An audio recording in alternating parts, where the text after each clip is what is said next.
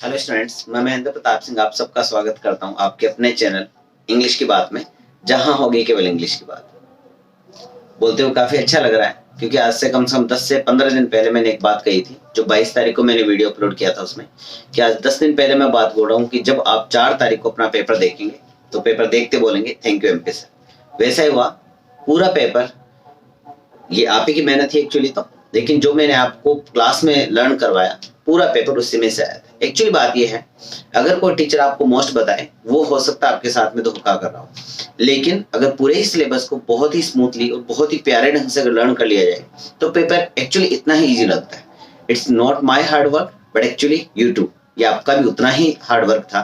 Thank you, thanks a lot for your work. अब कुछ बच्चों का मैसेज आ रहा था कि सर आप एक बार पेपर भी सोल्व आउट करवा दें। एक्चुअली अभी आपके एग्जाम चल रहे हैं तो मैं भी नहीं चाहूंगा कि पूरे जो क्वेश्चंस आपको मैं सोल्व आउट कराऊं, लेकिन जहां जहां आपका कंफ्यूजन है, जो ऑब्जेक्टिव टाइप्स हैं, जो सिनोनिम्स हैं, जो एंटोनिम्स हैं, उनको मैं एक बार जरूर सोल्व आउट करवाना चाहूंगा ताकि हल्के फुल्के जो डाउट्स हैं वो आप आराम से क्लियर कर सके। और कौन से क्वेश्चन में कई बच्चों की डाउट था कि सर मैंने जो रिप्लाई थी ऐसे कर दी वैसे कर दी, जैसा भी है अभी मैं आपके सामने पूरे पेपर को सोल्व आउट करता हूँ और आप देखेंगे कहाँ कहाँ आपका जो सही जो क्वेश्चन था वो सही हुआ था और कहाँ कहाँ आपसे मिस्टेक हो गई थी। सबसे पहले लेते हैं अपने जो पैसेज नंबर 1 है, बहुत ही इजी पैसेज आया था। काफी सारे बच्चों के डाउट्स थे कि सर एंटोनिम्स सिनोनिम्स ढूंढने में काफी सारी दिक्कत होती है। एक्चुअली मैं कहा करता था कि किसी एक छोटे क्वेश्चन को लेके आप अपने आप को डिस्टर्ब नहीं करें। जैसे सिंथेसिस था, एक्चुअली वो इतना इजी आया ना कि बच्चों ने उसको इजीली कर दिया। अभी मैं आपको बताने जा रहा हूँ, जो मैं बताऊंगा वो आपके आंसर होने वाले हैं, लेकिन बोर्ड कौन सा आंसर मानता है वो भी मैं एक बार आपके सामने रखूंगा। जो आंसर की आएगी उसी के अकॉर्डिंग आपके आंसर चेक किए जाएंगे। जो 6 तक क्वेश्चंस हैं चैप्टर, इसमें जो आपका पेसेज नंबर 1 है उसमें वो आपने आराम से इजी वे में कर ही लिए होंगे, इसमें कोई बड़ी बड़ी बातचीत है नहीं। लेकिन इसकी जो 7th है, इसका जो है आपको इसमें ढूंढने हैं सिमिलर वर्ड ढूंढने, सिनोनिम्स ढूंढने। The layer of air that surrounds us, और उसका आंसर था एटमॉस्फेयर, जो कि आपके पेसेज के दूसरे नंबर के लाइन में बिल्कुल बिल्कुल सेंटर में है। आपने इसको कर दिया होगा। 7th क्वेश्चन का जो आंसर है, क्योंकि क्वेश्चन था शॉर्टेज और उसका मैं बार बार बोलता रहता हूँ lake of money, lake of water, ये इसका सेंस है, तो आपने लेक लिखा होगा। और इससे भी सिमिलर अगर वर्ड को आपने डाला है तो आंसर की में हमें वो भी दिया जाता है, उसी को चेक करता है। ठीक है, वेरी स्मॉल इन साइज, तो टाइनी आपने राइट किया होगा TINY। और ये भी आपने देखा होगा कि जो दूसरा आपका पैराग्राफ है उसके सेकंड लाइन के बिल्कुल सेंटर में इसको राइट किया हुआ है। ये तीनों क्वेश्चन आपके समझ में आ गए होंगे। उसके बाद में हम चलते हैं सेकंड जो आपका पैसेज है उसकी तरफ। इसके क्वेश्चन बहुत ही ज्यादा इजी थे और आपको ढूंढने में भी कोई दिक्कत नहीं होगी। मैं डायरेक्टली क्वेश्चन नंबर 5 पे आता हूँ, जिसमें लिखा हुआ था कि आपको एक सिनोनिम्स डालना है, सिमिलर वर्ड डालना है गुड का। तो इसमें डेटिव वर्ड डाला हुआ है। आपका जो पैसेज है उसके 1 2 3 तीसरे नंबर की जो लास्ट वाला वर्ड है वही इसका आंसर है। आप एक बार खुद से मैच कर लेंगे। उसके बाद में है right the opposite word of life, तो लाइफ का जस्ट अपोजिट होता है डेथ, जो आपके लगभग जो पूरा पैराग्राफ है उसके नीचे से 1 2 3 4 5 लाइन के बिल्कुल 5th लाइन के सेंटर में है डेथ लिखा हुआ, वो इसका आंसर है। और भी अगर आपने कोई सिनोनिम डाला है तो उस पर भी वर्क किया जाएगा, क्योंकि जब भी हमारे पास में आंसर की आती है तो उसमें नेचुरली ही हमें कुछ वर्ड इसमें से और कुछ वर्ड अगर इससे सिनोनिम अगर आपने डाले होंगे तो आपको उसमें मार्क्स मिलते हैं। अब आते हैं जो राइटिंग पोर्शन है, राइटिंग जो सेक्शन है आपका, उस पे क्वेश्चन नंबर 3 पे पहला ही जो था उसमें था नोटिस, जिसमें नोटिस और आपने दे रखा, एक बार मैं इसको पढ़ के सुना देता हूँ। यू आर शिखा और Asim the cultural secretary of the global school. तो आपने जब आपका जो पोस्ट था उसके बजाय आपने डायरेक्टली अपने आप को अनाउंस करते हुए, जैसे मैंने बताया था कि पदाधिकारी का कैसे नाम लिखते हैं, और उसके बाद में लिखा होगा जो पोस्ट होती थी जहां मैं लिखवाया करता था the principal MP Singh principal, उसके बजाय आपने ये वाली पोस्ट डाल दी होगी। उसके बाद में वेरी इजी, बहुत ही इजी, जैसे मैंने कहा था कोई भी कैंप हो या कोई भी, देखो ये भी इसमें जो है बिल्कुल इजी वे में एक फंक्शन जो है ऑर्गेनाइज करवाया जा रहा है, एनुअल फंक्शन। तो एनुअल फंक्शन सेलिब्रेट किया जाएगा तो आपने हेल्ड की बजाय सेलिब्रेशन लिखा होगा, विल बी सेलिब्रेटेड, और आपने इसको इजी वे में कर दिया होगा। इसमें कोई बड़ा इशू नहीं है। अगर आपने फॉर्मेट अच्छा बनाया, डिटेल कॉन्टेक्ट के नीचे आपने पदाधिकारी का नाम जो आपने, अगर आप गर्ल हैं तो आपने शिखा लिखा होगा, और अगर आप बॉय हैं तो आपने आसिम लिखा होगा, और उसके बाद में आपने पोस्ट लिख दी होगी। ठीक है, उसके बाद में सबसे बड़ा कंफ्यूजन है कि कुछ बच्चों ने जो है इन्विटेशन रिप्लाई करी थी। फर्स्ट कंडीशन है कि आपको इसको क्या करना था, एक्सेप्ट करना था।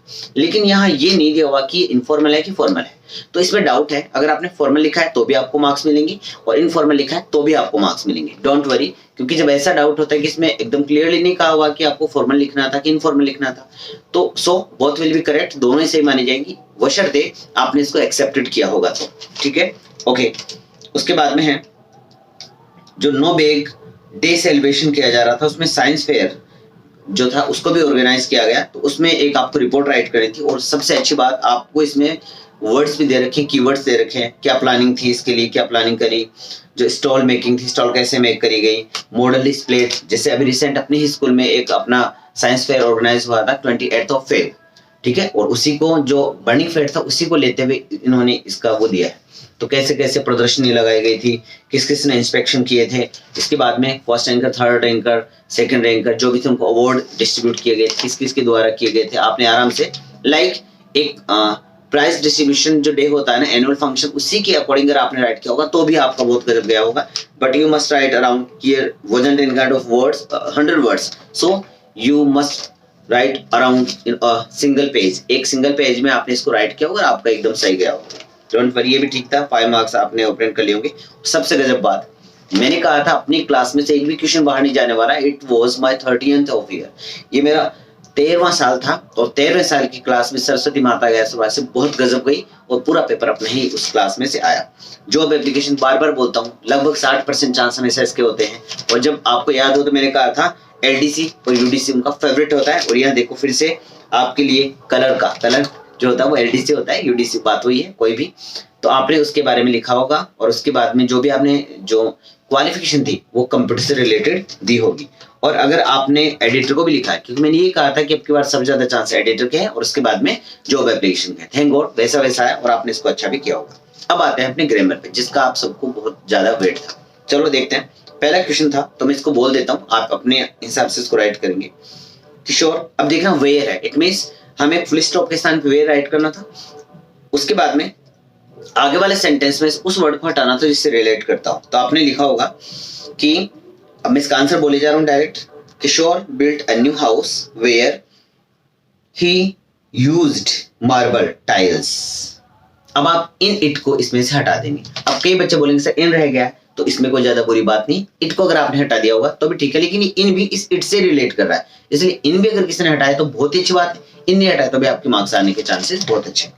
उसके बाद में है हु, तो हमें पता है हु का यूज हम वहां करते हैं जिससे ठीक पहले रिलेटेड बाय पर्सन कोई भी नाउन और प्रोनाउन होना चाहिए और उसके जस्ट बाद में कोई हेल्पिंग वर्ब या मेन वर्ब होनी चाहिए। अब आपने मनीषा के बाद में हु लिखा होगा। अब इसके दो आंसर है, दोनों ही ठीक माने जाएंगे, मैं दोनों ही बता देता हूँ। मनीषा हु टॉट इंग्लिश, फिर इस शी को आप हटा देंगे वॉज, क्योंकि जब इस शी को आप लिखेंगे तो इसके जस्ट बाद में एक प्रोनाउन आ जाएगा जो कि हुम की तरफ इंडिकेट करेगा। सो यू मस्ट रिमूव, जो भी मैंने कहा ना, जो भी रिलेटिव प्रोनाउन से ठीक पहले वाला वर्ड है उससे से रिलेट करने वाला आगे को प्रोनाउन आएगा, उसको आपको हटाना है। तो आपने शी हटाया, वॉज अ गुड गर्ल, और इसके साथ में इस इंग्लिश और वॉज के बीच में आपको कॉमा लगाना है। दूसरा मैं इसका आंसर बताता हूँ, Manisha who was a good teacher comma taught English. Both answers are correct, दोनों ही आंसर बिल्कुल सही हैं, डोंट वरी। कई बार आपने अलग अलग चैनल पे देखा होगा तो किसी एक आंसर को लेकर उन्होंने दावा किया होगा, but both answers are correct, क्योंकि हमें ऑप्शन जरूर दिए जाते हैं, डोंट वरी, आपके दोनों आंसर ठीक है। अब आते हैं कंपाउंड्स जो आपके कंबाइन करने थे इस सेंटेंस, इट मींस आपके सिंथेसिस आ गए, ठीक है। तो सिंथेसिस में आपने, इसका डायरेक्ट आपको आंसर दिए जा रहा हूं, दो इसके आंसर है, फिर से सुनेंगे। Lencho wrote a letter to God, अब इन्फिनेटिव करना था, इट मींस आगे वाले सेंटेंस में से आपको किसी एक वर्ब को उठा के टू प्लस वर्ब के फर्स्ट फॉर्म से राइट करना था। Lencho wrote a letter to God to help him, उसकी हेल्प करने के लिए उसने क्या कर दिया, गॉड को एक लेटर लिखा। दूसरा आंसर है जो थोड़ा ज्यादा करेक्ट माना जाएगा, Lencho wrote a letter to God wanting, क्योंकि आपने देखा होगा वैसे तो यहाँ जेरेंड आता तभी आप वांटिंग करते, वो थोड़ा ज्यादा ठीक होता है, लेकिन इन्फिनेटिव में जेरेंड को भी शामिल किया जाता है, मैं बता दूं आपको। So both answers will be correct. अब दूसरा जो आंसर उसको सुन लेंगे, Lencho wrote a letter to God wanting God to help him, ये इसका एकदम करेक्ट आंसर अगर मेरी तरफ से माना जाए तो ये इसका आंसर होना चाहिए, क्योंकि इसमें जेरेंड का यूज करते हुए आपको लिखना है। उसके बाद में इसका जो एक्यूरेसी है या फिर आप बोलेंगे जिसको क्लियरिफिकेशन वो थोड़ा ज्यादा अच्छे से हो जाएगा। Is it clear? ठीक है। उसके बाद में है Usha worked hard very hard she stood first in class, इसके दो प्रकार से आंसर हो सकता है। फिर से आप ऐसे बोलेंगे सर दो आप आंसर क्यों दे रहे हैं? देखो दोनों ही आंसर करेक्ट माने जाएंगे। कई बार बच्चा बोलता है सर मैंने ये राइट नहीं किया, मैंने ये कर दिया। बेटा वो भी सही होता है। हमारे पास में जो आंसर की आती है उसमें हमारे पास में एक से ज्यादा ऑप्शन आते हैं। इवन सिनोनिम्स एंटोनिम्स में हमें ये भी कहा जाता है कि इसी से रिलेटेड कुछ वर्ड है तो आप इसको करेक्ट मानिए, डोंट वरी। सो अब मैं इसको बोल देता हूँ जो इसका करेक्ट आंसर होगा, Usha worked very hard and she stood first in class, या फिर दूसरा सो से आप इसको बना सकते हैं। मैंने कहा था जब भी कंपाउंड सेंटेंस बनाना हो तो फैन बॉयज पे आप ज्यादा फोकस करेंगे, and according to fan boys आपने इसको राइट कर लिया होगा। फैन बॉयज क्या है मैंने आपको बता रखा है, कंपाउंड सेंटेंस को जोड़ने के लिए जो कैरेक्टर्स हैं वो फैन बॉयज के नाम से जाने जाते हैं, ठीक है। और आपने इसको राइट भी किया था, आपने इसको लर्न भी किया था, ठीक है। क्वेश्चन नंबर 8 पे आते हैं जिसमें आपको फ्रेजल वर्ब्स राइट करनी थी। मैं डायरेक्टली आपको आंसर बता देता हूँ। पहले का आंसर है कैरिड आउट और दूसरे का आंसर है get away. Get away means का मैंने कहा था कि भाग जाना, छुड़ा के भाग जाना।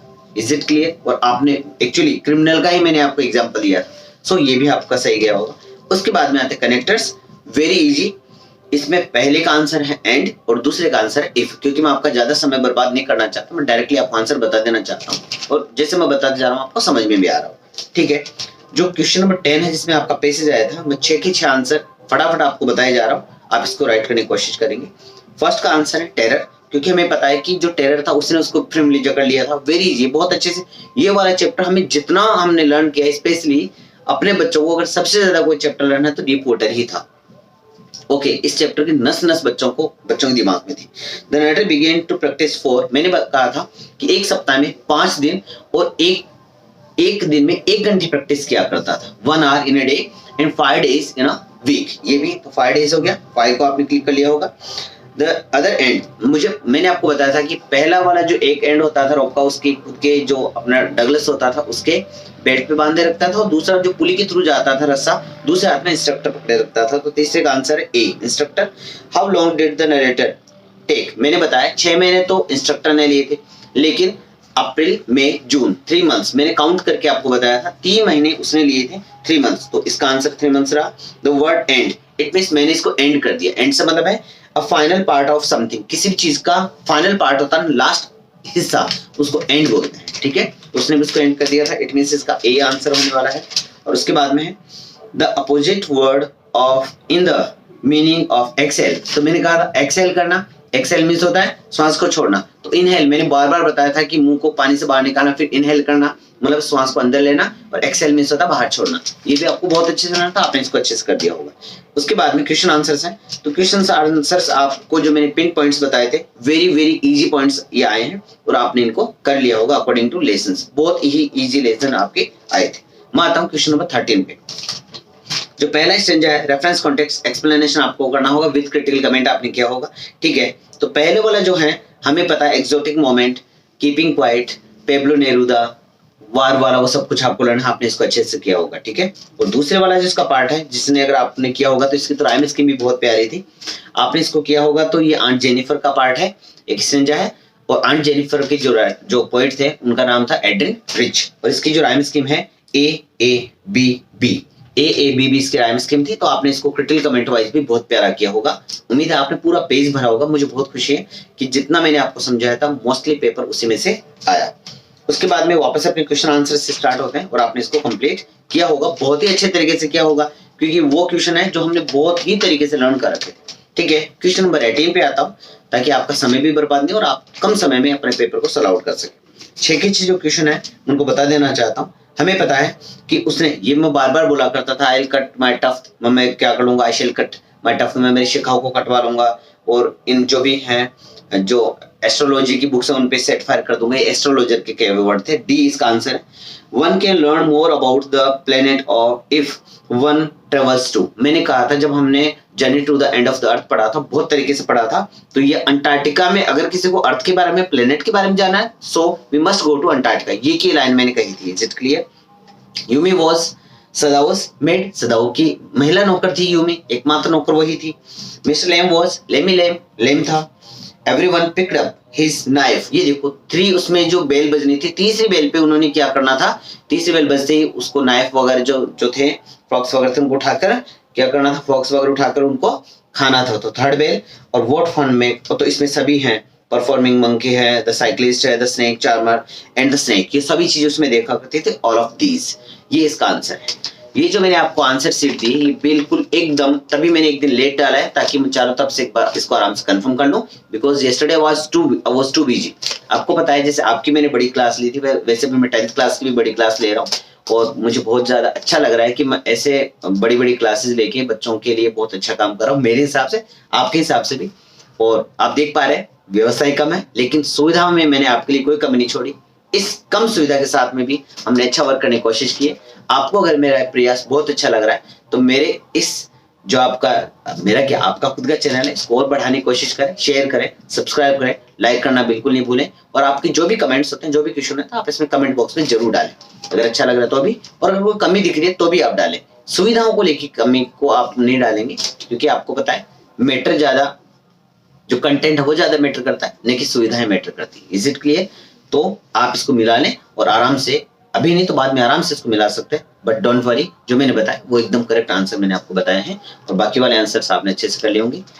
ये वीडियो आपको बहुत सपोर्टिव रहा होगा। उसके बाद में आपको पता है जल्दी ही 9th से लेकर 12th क्लास तक हम क्लासेस स्टार्ट करने वाले हैं, और 1 अप्रैल से लगभग अपना इंग्लिश स्पोकन का पर डे आपको 10 to 15 मिनट्स लाइव आना है, और उसके बाद में अच्छे ढंग से अपने इंग्लिश स्पोकन को स्ट्रॉन्ग करना है, जो भी आपका ड्यूरेशन रहेगा गर्मियों का जो सीजन है उसमें। So thank you, thanks a lot.